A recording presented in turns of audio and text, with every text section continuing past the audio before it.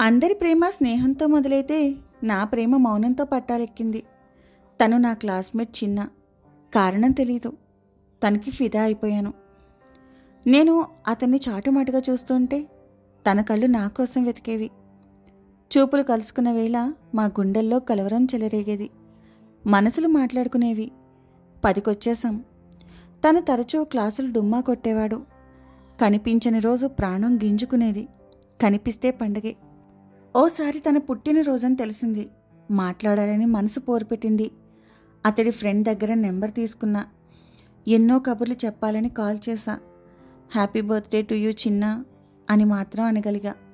అప్పటినుంచి ఫోన్ కబుర్లు తర్జమా అయ్యేవి. 10 పూర్తయి వెళ్ళిపోతూ ఉంటే ఎందుకో తెలీదు, ఇంక నాకు నువ్వు ఫోన్ చెయ్యొద్దు అన్నాడు. కన్నీళ్ళు ఆగలేదు. అలా మా మధ్య దూరం పెరిగింది. మాటలు తగ్గాయి. కొద్ది రోజులకు నా ఫ్రెండ్ ఫోన్ చేసి, నీతో మాట్లాడకుండా చిన్న ఉండలేకపోతున్నాడట, వీలైతే ఓసారి కాల్ చేయి అంది. ప్రాణం లేచొచ్చింది. మోడువారింది అనుకున్న ప్రేమ మళ్ళీ చిగుర్లు వేసింది. అప్పట్నుంచి మా మధ్య మౌనం కనుమరుగైంది. ఫోన్ స్విచ్ ఆఫ్ అయ్యేదాకా మాట్లాడుకునేవాళ్ళం. కాలం గడుస్తోంది. మా చదువులు సాగుతున్నాయి. పెళ్ళిడికొచ్చాం. ఇక్కడే ఊహించిన ట్విస్ట్. నేను మరో అమ్మాయిని ప్రేమిస్తున్నా, నన్ను మర్చిపో అన్నాడోసారి సడన్గా. నా గుండె ముక్కలైంది. దాదాపు 10 ఏళ్ల ఇష్టం. తను నా సొంతం అనే నమ్మకం. ఎలా వదులుకోగలను? కుదరదన్నాను. నా మనసులో ఆ అమ్మాయే ఉంది అన్నాడు. నాకు కొంచెం చోటివ్వమని బతిమలాడాను.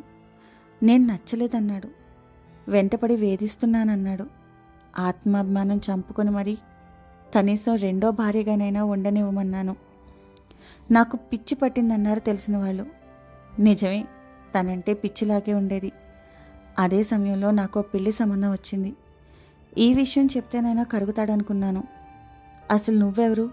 నీకు సంబంధం వస్తే నాకేంటి అంటూ బూతులు తిట్టాడు. ఓపికైనా హద్దుంటుందిగా. నా ప్రేమ అనే చెరసాల నుంచి చిన్న అనే ఖైదీని విడుదల చేయాలనుకున్నా. తనకి ఫోన్ చేసి విసిగించడం మానేశా. కానీ ప్రేమించడం కాదు. సరిగ్గా 2 ఏళ్ల తర్వాత తనే ఫోన్ చేశాడు. నా గుండెల్లో వణుకు మొదలైంది. తప్పు చేశానన్నాడు. నేనే కావాలన్నాడు. అర్జెంటుగా పెళ్లి చేసుకుందామన్నాడు. ఒకప్పుడు తన కోసం నేను ఎంత తప్పించానో అంతకన్నా రెట్టింపు ఆత్రం తనలో.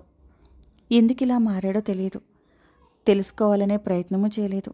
ఎందుకంటే అప్పటికే చాలా ఆలస్యమైంది. చివరికి ఒక్కసారి కలుద్దామన్నాడు. వెళ్ళాను. నన్ను చూడగానే తన కళ్ళు జలపాతాలయ్యాయి. నేను కరిగిపోయాను. కొద్దిసేపు మా మధ్య నిశ్శబ్దం. తర్వాత ఏవో కొన్ని మాటలు. వెళ్ళిపోయే సమయం రానే వచ్చింది. ఎవరిది తప్పో తెలీదు. విధి మమ్మల్ని విడతీసింది.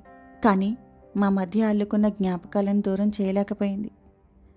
ఇప్పటికీ మా ఊరు వెళ్తే నా కళ్ళు తన కోసం వెతుకుతూనే ఉంటాయి.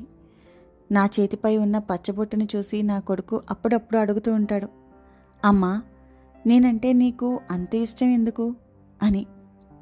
తనకెలా చెప్పను? వాడికి చిన్న అనే పేరు ఎందుకు పెట్టాను?